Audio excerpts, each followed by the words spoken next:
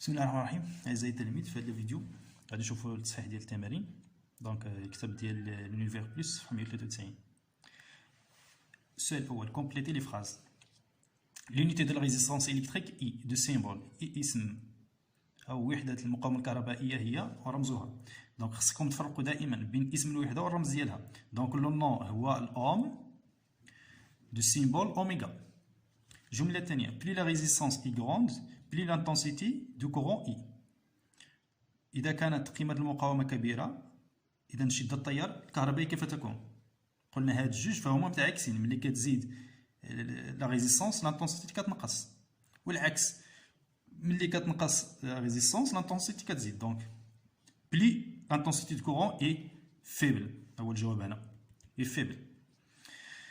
الجملة الثالثة: بلي لانتنسيتي الآن العكس ديالها، بلي لانتنسيتي دو كورون اي بلي لا ريزيستانس بتيت. هنا لا ريزيستانس بتيت فهي صغيره، دونك لانتنسيتي دو كورون كي غتكون اي غروند. هنا نقولوا بلي لانتنسيتي دو كورون اي غروند بلي لا ريزيستانس اي بتيت. بور ميزور لا ريزيستانس دان ديبول اون يوتيليز. لقياس مقاومه ثنائي قطب ماذا نستعمل؟ كنستعمل واحد الجهاز. شنو كيتسمى الاوم متر، جهاز الاوم متر، ودرت عليه لي فيديو كيفاش كنخدموه. La dernière phrase: on utilise le dit pour déterminer la résistance d'un conducteur ohmique. Pour déterminer la résistance, on a deux méthodes. On a juste الطريقة الأولى en utilisant l'ohmmètre. En l'absence de l'ohmmètre, on utilise quoi? On utilise le code dicolore. Le code dicolore. نمشيو للتمرين الثاني. Vrai ou faux? Le conducteur ohmique résiste au passage du courant électrique. الموصل الأومي يقاوم مرور التيار الكهربائي. نعم، الجواب فهو صحيح. العبارة فهي صحيحة. vrai. الجملة الثانية: Les anneaux colorés sur un conducteur ohmique indiquent sa puissance. يعني هذيك الحلقات الملونة الموجودة في الموصل الأومي تشير إلى قدرتها. واش اول حاجه واش حنا قرينا شي حاجه واحد الكوندور سميتها لا بويسونس في هذا لو نيفو؟ مازال ما قريناش. دونك سي فو، لا فراز سي فو. Plus un conducteur a une forte résistance, plus l'intensité du courant qui le traverse est forte. كلما كانت مقاومة الموصل الأومي قوية جدا، كلما كانت شدة التيار التي تمر منه قوية. دونك خطأ. قلنا العكس اللي كيوقع ملي كتكون la résistance forte, c'est-à-dire que l'intensité est faible.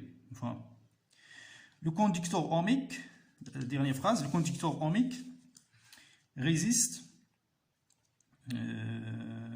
Le conducteur ohmique convertit l'énergie électrique qu'il reçoit en chaleur. يعني الموصل الأومي يحول الطاقة الكهربائية التي يستقبلها إلى حرارة. قلنا باغ اكزومبل فيلامون داغيشو، هذاك اللي باش كنطيبو، ولا فيلامون ديال لامب، ولا الشوف ضو. هذوك شنو كيعطيونا حراره. مثال الشوف ضو باش كنسخنوا الماء، ولا الريشو كيعطيونا حراره. وديك الحراره منين كتجي؟ هذاك السوليك منين كتجي الحراره؟ كتجي من لينيرجي الكتريك. اشنو كيدير هو كيحول هاد لينيرجي الكتريك لينيرجي تيرميك، يعني لا شالور. يعني هذه العبارة فهي صحيحة. غنمشيو ل troisièmement convertir les unités. كما شفنا في الجرام، شفناه في الفولت، شفناه في الامبير، غنشوفوه في الاوميغا. عندنا جدول التحويلات باش نديرو التحويل. لو ميم برانسيب بالنسبه للجرام، بالنسبه للمتر، بالنسبه للامبير، بالنسبه للفولت، حتى هو هنا كنستعملو جدول التحويلات. عندنا 1350 اوم غنحولوها لكيلو اوم. فين هي الأوم؟ ها هي كيلو أوم، ميجا أوم، ميلي، ميكرو، وهكذا. عندنا 1350 أوميغا نحولوها لكيلو، يعني نديرو هنا فاصلة، هي النتيجة هي 1.350. هنا 24 كيلو نحولوها 24 كيلو أوم، يعني 24 كيلو أوم. عندنا هنا 3.4 ميجا أوم. 3.4 هي ميجا، انا نكتبو هنا 3.4. نحولوها لكيلو. دونك ها الكيلو غنزيدو الاصفر صفر صفر، دونك كنحيدو هاد الفاصله، النتيجه هي 3400. هادي 7840 كيلو اوم نحولوها لكيلو اوم، النتيجه كتبقى كما هي. عندنا هادي 645 اوم نحولوها لكيلو اوم، 645 اوم، دونك غنحطو هنا 5 4 6 نحولوها لكيلو اوم. كيلو اوم هي نزيدو هنا صفر كنديرو فاصلات، دونك النتيجه لو ريزولتا هنا هي 0,6045 كيلو اوم. وهكذا نتوما غتكملوا هادو. غنمشيو لا بارتي 4. utilisation les codes utilisation du code décolore. انا كنقلب على هذاك الجدول.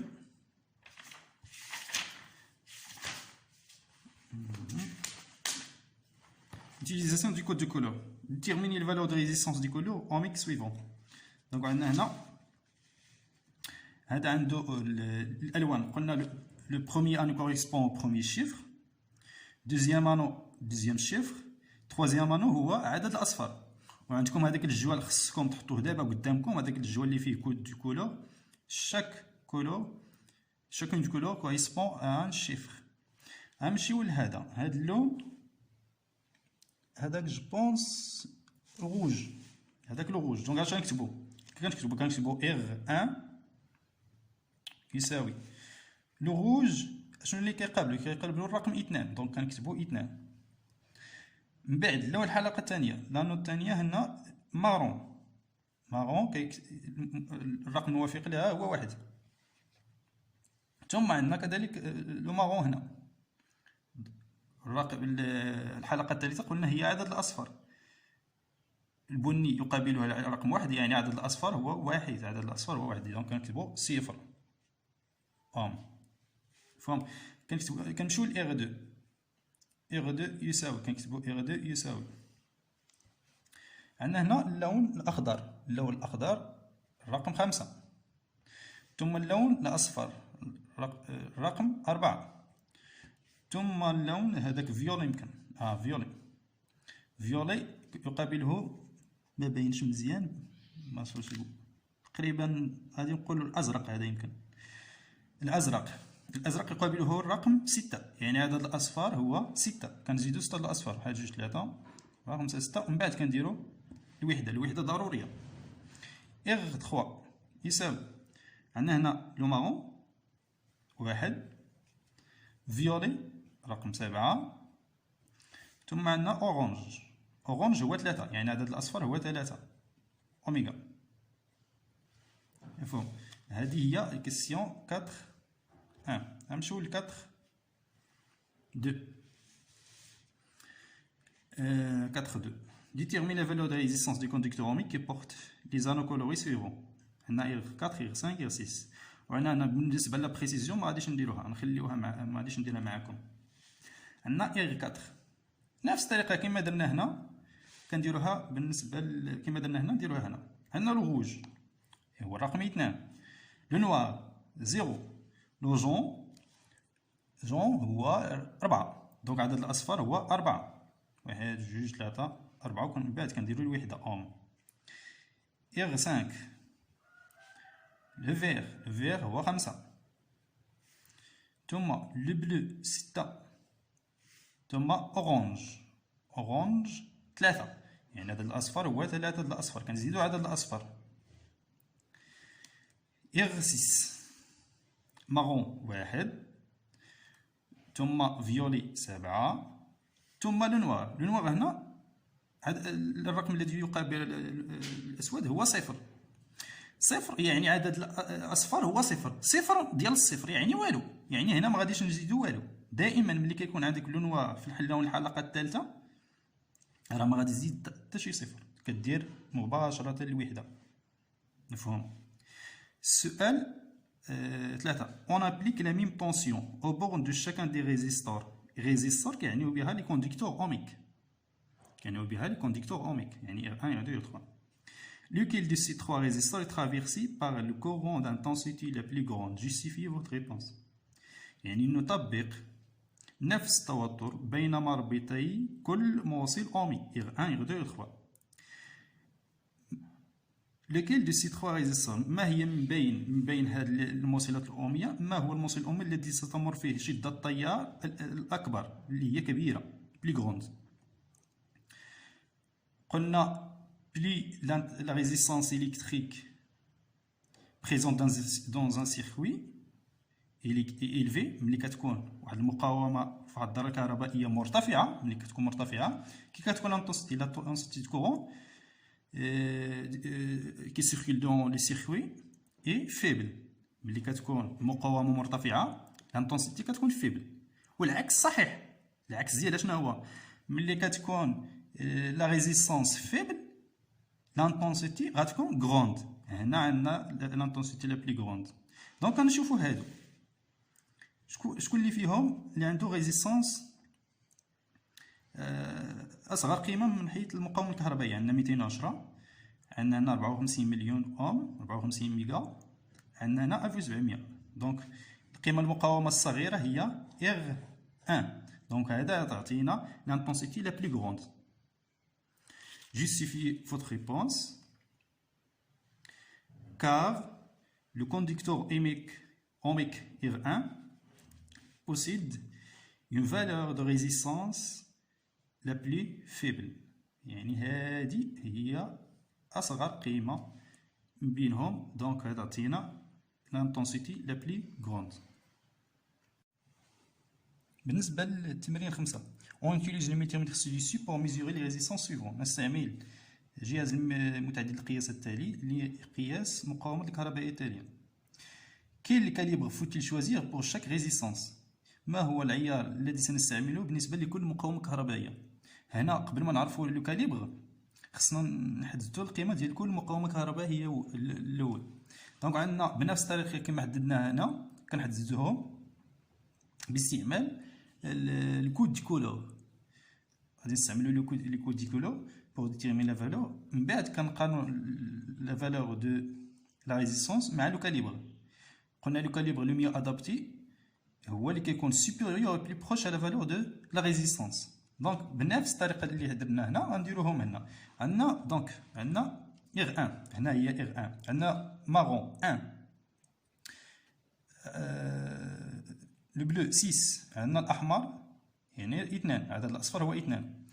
عندنا هنا مارون 1 عندنا لو نوار 0 عندنا لو نوار حتى هو 0 يعني هذا العدد الصفار 0. دونك النتيجه هي 10 اوم. اغ 3 عندنا هنا مارون 1 الازرق 6 الاحمر 2 عدد الاصفار هو 2 كنزيدو جوج الاصفار. غنمشيو لهنا هنا الاصفر 4 لو فير 5 عندنا لورانج هذا لو روج عدد الاصفار هو 2 لو روج هو 2 عدد الاصفار 2. هنا عندنا الاحمر 2 اورانج 3 ثم عندنا جون يعني عدد الاصفار جون كوريسبون شيفر 4 يعني النومبر 0 سي 4 0 كنزيدو هنا 4 0 هما 4 زيروات. نمشيو لهنا هنا بروميي انو هو اورانج 3 عندنا لو بلو 6 لو نوار 0 يعني عدد الاصفار هو 0 يعني ما غاديش نزيد والو اوميغا. هنا الان غادي نجيو نختاروا من بين القيم العيار المناسب. عندنا هنا دوميغا يعني 2 مليون اوم. عندنا هنا 200 كيلو عندنا هنا 20 كيلو عندنا هنا 2 كيلو وعندنا هنا 200 اوم 200 اوم.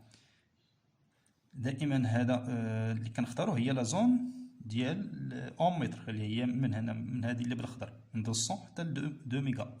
مفهوم كي غنديروا ليها قلنا لو كاليبر لو ميو ادابتي هو اللي كيكون جوج حوايج. اول حاجه يكون سوبيريور كبير على القيمه ديال لا ريزيستانس او بلي بروش وقريب ليها.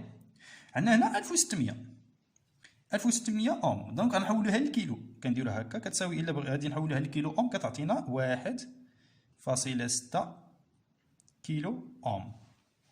وكنشوفوا 1.6 كيلو اوم شكون اللي كبير عليها. عندنا 200 صغيره عندنا 2 كيلو عندنا 20 كيلو عندنا 200 220 كبيرين بزاف، يعني قريب ليها لو سوبيريور لو بروش هو 2 كيلو. دونك هنا لو كاليبر غنديرو هنا السي هو 2 كيلو اوم. هذا اللي غادي نختارو. نمشيو لإغدو، عندنا 10. شنو هو لو كاليبر اللي كبير عليها وقريب ليها؟ هو 200. دونك سي 2 هو 200 اوم. ما غاديش نختارو 20 كيلو حيت كبير بزاف، قلنا كيكون كبير وقريب ليها سوبيريور اي لو بلو بروش. عندنا اغ 3 1600 حتى هي غادي نحولها لكيلو اوم، تعطينا 1.6 كيلو اوم. شكون اللي كبير على القيمه وقريب ليها؟ هو 200. لا حيت بالكيلو ماشي الاوم، هنا 200 اوم. 2 كيلو ها هي هادي هنا. دونك هنا نستعملو كاليبر 3 اللي غادي نستعملو هنا هو 2 كيلو، 2 كيلو اوم هو اللي غادي نستعملو. مفهوم؟ غنمشيو لهنا، عندنا 4500 غنحولوها لكيلو اوم، هي 4.5 كيلو اوم. نمشيو لو كاليبر، عندنا 2 كيلو صغير على 4.5، ثم عندنا 20 كبير على 4.5. دونك غنستعملو هنا لو كاليبر 4 اللي غادي نستعملو هو 20 كيلو. ها هو هنا 20 كيلو اوم اللي غادي نستعملو. غنمشيو لإغ 5. إغ 5 هي غنحولوها كتعطينا 230 كيلو اوم، كتعطينا 0.23 ميغا اوم. 230 كيلو اوم شكون اللي كبير عليها؟ هذه صغيره صغيره صغيره 200. عندنا هنا 200 كيلو ولكن هذه 230، يعني شكون اللي بقى لينا؟ بقات لينا 2 ميغا. 2 ميغا راه كبير على 0.23 ميغا. دونك لو كاليبر اللي غادي نستعملو هنا كاليبر 5 هو 2 ميغا اوم. فهم؟ نمشيو لهادي إغ 6 كاليبر 6. عندنا 36 اللي كبير عليه هو الأقرب هو 200. غنستعملو هنا 200 اوم. مفهوم؟ دونك كنتمنى انكم فهمتوا كيفاش كنختاروا العيار المناسب لقيمة مقاومة كهربائية معينة. بالنسبة لتمرين 6 عليها في بليزيور ميزور دو ميم ريزيستانس إلى obtenu لي ريزولتا سويفون. عادي قام بمجموعة من القياسات المقاومة حصل على نتائج تالية. عندنا هنا ديفيرونت فالور دو كاليبر، عندنا ديفيرونت فالور دو لا ريزيستانس. السؤال الأول كي لي فونكسيون دو multimètre utilisé pour mesurer la valeur de la résistance. ما هو الدور الذي يلعبه جهاز متعدد القياسات لقياس المقاومة؟ قلنا كيلعب 3 د الأدوار. ممكن يلعب الدور ديال أمبيرمتر، ممكن يلعب الدور ديال فولتمتر ولا الأوم متر. هنا باش نقيسو المقاومة كيلعب دور أون مود أوم متر، يلعب دور جهاز الأوم متر. السؤال الثاني pourquoi l'affichage obtenu est-il différent de les 3 mesures؟ هنا قيم المقاومة فهي مختلفة. عندنا هنا 1 10.3 10 على 0. علاش؟ كار لو كاليبر غي ديفيرون.